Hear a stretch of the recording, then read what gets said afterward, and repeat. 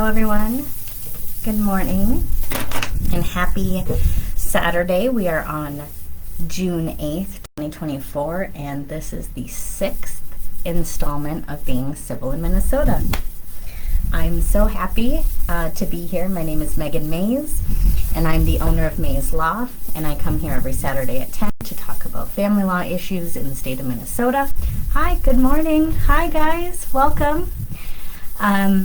So I come here every Saturday morning at 10 a.m. to talk about issues in the state of Minnesota that impact families. Have to do the annoying lawyer thing. Disclaimer, this does not make me your lawyer. This is not legal advice. This is free legal information. So I do want to thank, hi, good morning, thanks for bopping on. I do want to thank everybody who's posting and being active in the group. I thought last week we had a great episode talking about the differences in significant others and introducing them into families and how that can impact your custody or parenting time case. But today, considering at least for ISD 77 where my kiddos go, it was the last day of school on Thursday. So congratulations to everybody. Hello. Oh, the sound is crackling. Jay, if you could let me know if that keeps happening, that would be really appreciated. If I talk slower, is that helpful? Let me know, please. But good morning, Jay. Thanks for coming. Oh, shoot. It's still crackling, Rachel. Okay. I'm a lawyer. I'm not a tech person. I'm so sorry. Let me see if there's anything I can do on my end, but I don't. Oh, it's consistent. I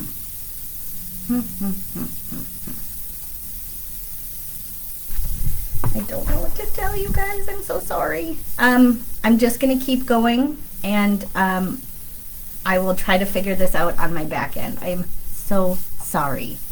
Oh, good morning. Thanks, Vanessa. I will try to get close. I'm in my office. There's no wind. I wish I was outside. It's kind of warm in here. But anyways, today we still are going to be talking about summer. And so for my kiddos, we are on summer break. They are with the other parents. My spouse and I have 5 kiddos. And so we are just trying to figure out what the heck we're going to do with all these kiddos this summer. And so last week we had some member questions, and we did some good follow-up in the video. And they asked additional follow-up questions even after the video, and I gave them additional legal information resources, which is exactly what I'm hoping this group does. So, school's out, now what? I love all the teachers in my children's lives because I have struggled sometimes getting them to just do a homework assignment. So these sweet baby angels that get my children to sit down and listen to things and learn things, like, bless their hearts. But now they're my responsibility for the summer. And, I still have to work, but also people tell us, oh, you only get 18 summers with your kids, make them all the best. That's a lot of pressure, okay? Summer is 12 weeks. We can do this. So, school's out, now what? Usually it's a time of transition.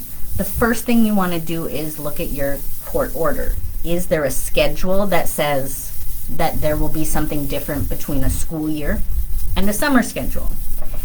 Some parenting plans or schedules have where the children will primarily be with one parent during a school week, during a school year, and then sometimes in the summer they'll flip.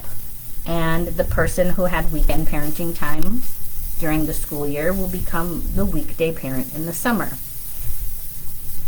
If your children are in any activities whatsoever in the summer, that can be a lot. Especially if you have multiple kiddos or you don't have transportation, or the schedule does not have to change from school year to summer. One of what I do is we keep our schedule the same all year round. I do week on, week off with my kiddos, and we just keep that consistent through the summer. prior to summer starting, we'll look at events, we'll look at activities. Are there any camps? Should my kids have a job? Do I have to bring them to this job? Do I have to pick them up from this job? So taking account all the must-dos, right? You might have to work. You might have to go to a wedding. You might have a special occasion. You might have a vacation plan. Great. Get a calendar, put it all down on the calendar, and then find those pockets, right? Find those pockets of time where you can schedule something that maybe isn't soccer, dance, that you can do with your kids. Find the gaps and plan for the events. Well, but what if it isn't your parenting time? Well, if it's not your parenting time and there is a court order, one of two things. One, you can hope that you have planned in your court order for special events, meaning every year, mom, dad, custodian, they would get 4 special occasion days. Graduations, weddings, funerals. These are events that are going to happen. Kids, depending on the relationship with the person who's getting married, died, ages, things like that. You may or may not want the kiddos there for something like that. And so it's important to, especially if you have a parent who's incredibly inflexible and does not have any interest in doing you a solid, having something in there that says, yes, 4 days a year on 2 weeks' notice, I'm going to get a special occasion day with the kids. And you also are going to get 4 special occasion days with the kids, but you don't get to say no to me. If that isn't already in your court order and you're involved in a custody case, you may want to consider putting that in there. But what is good for you may not always be great. If the other parent is also able to do that, I've seen people who, their special occasion day has to be Mother's Day or Father's Day or the other person's birthday. Come on. So you just want to try to anticipate and minimize the conflict as much as possible while giving you the most flexibility you can to spend time with kiddos in the summer. Hey, good morning. Good to see you guys are coming on still. Depending upon the age of your kiddos in summertime, you may need childcare. So most of the day your kids were kept, alive and fed by, again, the sweet baby angel teachers. Thank you all and enjoy your summer. And the administrative staff, thank you. But when that's not there, if your children are of an age that can't stay home alone, and there are really crazy little hard and fast rules about how old you can be in Minnesota to stay home alone, how many hours you can watch a child that is younger than you based on your age. So there are guidelines for that, but people are not out there getting arrested that I'm aware of. If you guys are aware of that, let me know. I've had parents call in the law enforcement and do welfare checks on kids who are 12 and 10. Please stop doing that. I'm just kidding. If they're absolutely in danger, please do so. But if they're at home for a couple hours in the afternoon, not cooking meals while someone has to do a work shift, I don't think that's necessarily the kind of welfare need that law enforcement wants to go and check on. Good morning, Jay. You asked, can the other parent use the fact that you need childcare during your days against you? So, childcare, depending upon how you guys are splitting expenses, right? Courts don't want parents not to work, right? And if you have a job that requires you to have childcare while you're working, courts want you to financially provide for your kiddos. So I think that would be incredibly silly.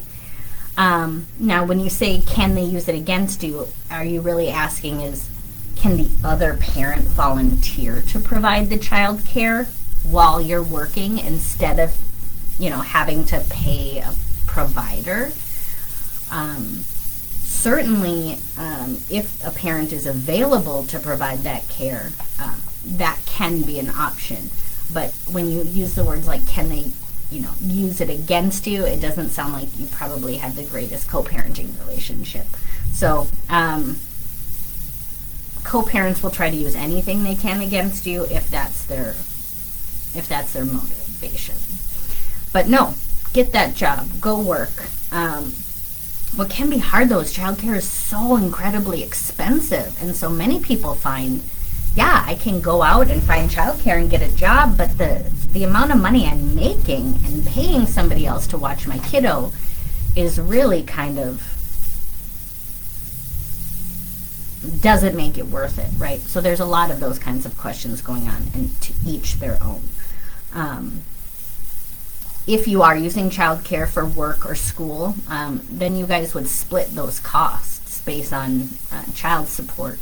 So that could be a point of contention too, if they don't want to pay for childcare support while they could be providing care. Now, if they're not a safe person, they don't have that bond, the hours aren't long enough, and it doesn't make sense, those are all reasons why you could, consider the kind of job and hours before getting to that bridge.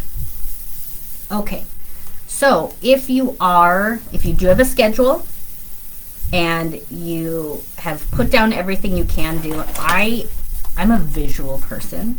I have to have color coordination in my life. And so when I do my calendar, I've got multicolored pens coming out of the woodwork here. So if it's something for me personal, I do purple. If it's kiddos, I put it in orange. I also put in there if I have to drive them to the activity. Well, I can't just leave my office at 12 if we have to be there at 12. So really considering the amount of time that you have after doing all the things for the kiddos and yourself and keeping yourself healthy and doing all the things, really planning mindfully to spend that time with the kiddos in the summer is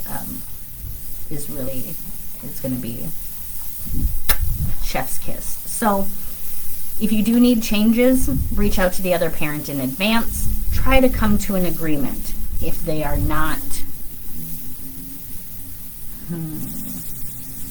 the most flexible, perhaps would be the right way to say it, give them an incentive. Next Saturday, I'd love to take the kids to Art Splash. I know it's coming up. I don't actually know that it's next weekend. But let's pretend. Art Splash. I'd like to take them. I know that the demo derby is coming up in St. Peter, and you want to take them to that. Why don't I take this Saturday, and you can take that Saturday? So you could offer an exchange of time. You could offer makeup time and say, hey, I've got a weekend out of town. Love to take the kids. Would you like this other weekend so that you can take the kids and go do something? Some families have a relationship where they invite the other parent to these events. They can co-parent, they can do it great, but maybe it's an activity that the kids want to do, like a play, and the other parent would really also want to go and support that too, and you may not need to exchange the time. Give notice, give options. Understand that if you do have a court schedule and there's nothing in there that allows for exchange, you may want to look and see if you have a vacation provision in your custody order that says you could have up to 1 week or 2 weeks parenting time and use that for the special occasions. If you are going somewhere long and far away out of the country, and I hope that you are, you're going to probably need a passport, and you're probably going to need the other parent to sign off on that, depending on the age and the custody arrangement. So passports are something I could certainly cover on another day if anyone is interested. I just want to thank everybody, Jay, Rachel, Vanessa, for showing up and for letting me know, keeping these videos high quality, asking questions. I hope you guys have a wonderful rest of your Saturday, and until next week, take care.